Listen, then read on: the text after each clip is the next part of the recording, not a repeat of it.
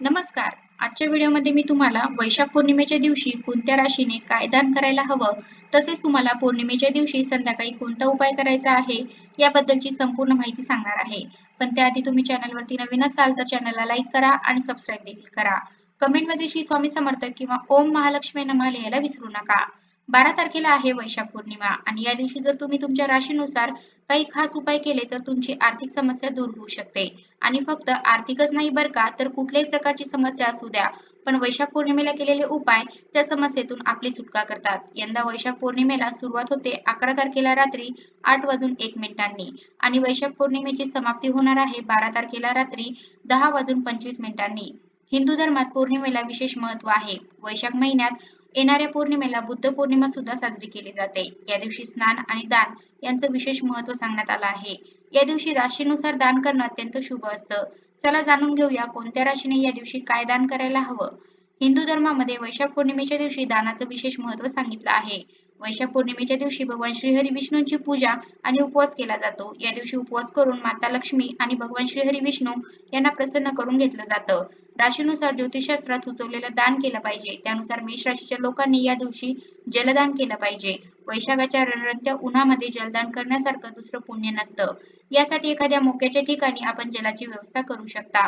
फक्त माणसासाठीच नाही तर पशुपक्ष्यांसाठी सुद्धा तुम्ही एखादा पाण्याचा छोटासा हौद बांधून घेऊ शकता.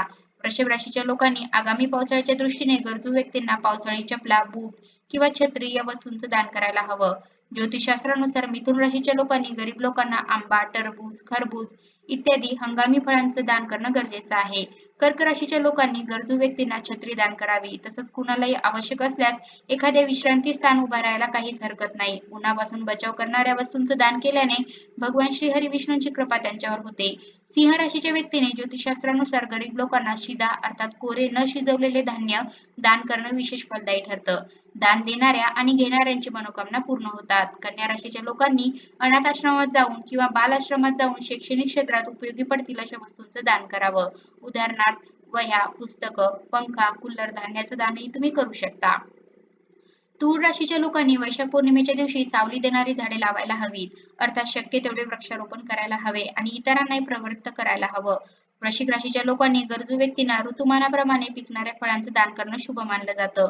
धनु राशीच्या लोकांनी धार्मिक स्थळांबाहेर तसेच एखाद्या रहदारीच्या रस्त्यावर थंड पाण्याची व्यवस्था करावी. ते त्यांच्यासाठी फायदेशीर ठरतं आणि पाणी पिणाऱ्यांसाठी सुद्धा.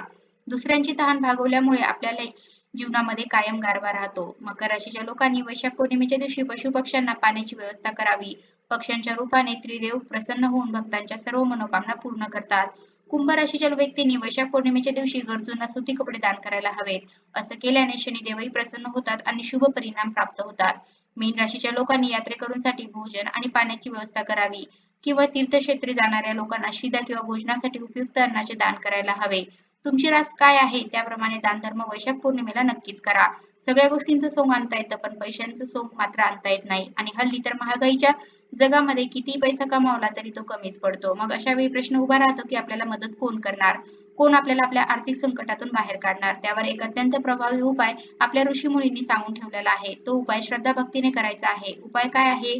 पौर्णिमेच्या दिवशी संध्याकाळी हा उपाय तुम्हाला करायचा आहे. पौर्णिमेच्या दिवशी संध्याकाळी तुम्हाला श्री सूक्त हे 16 वेळा म्हणायचं आहे. दर पौर्णिमेला संध्याकाळी श्री सूक्ताची 16 आवर्तनं लक्ष्मीच्या प्रतिमेवर किंवा जो चांदीचा शिक्का असतो ज्याच्यावर लक्ष्मी मातेची प्रतिमा असते त्याच्यावर गाईच्या दुधाने अभिषेक करत हे श्री सूक्त 16 वेळा म्हणायचं आहे. फायदा होतोच होतो. आर्थिक अडचण दूर होते. माता लक्ष्मीसाठी म्हटलं जाणारे श्री सूक्त हे अत्यंत प्रभावी साधन आहे. माता लक्ष्मीला प्रसन्न करून घेण्यासाठीच.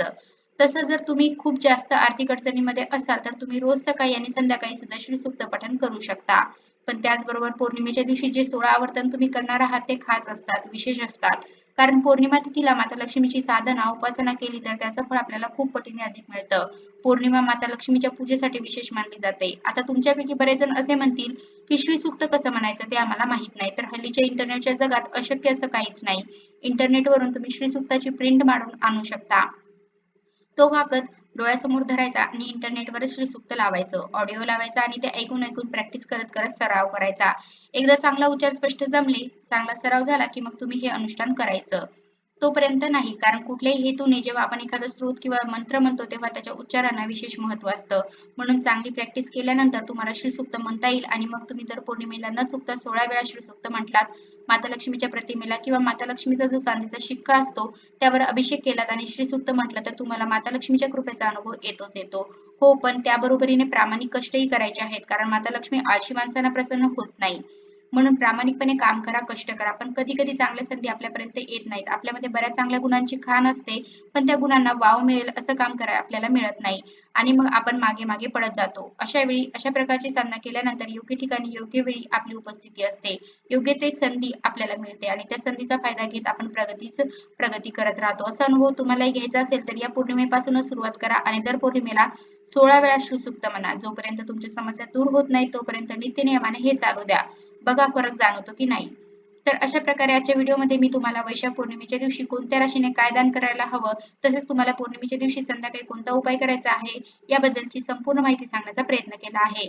कसा वाटला तुम्हाला माझा आजचा व्हिडिओ कमेंट करून नक्की सांगा. धन्यवाद.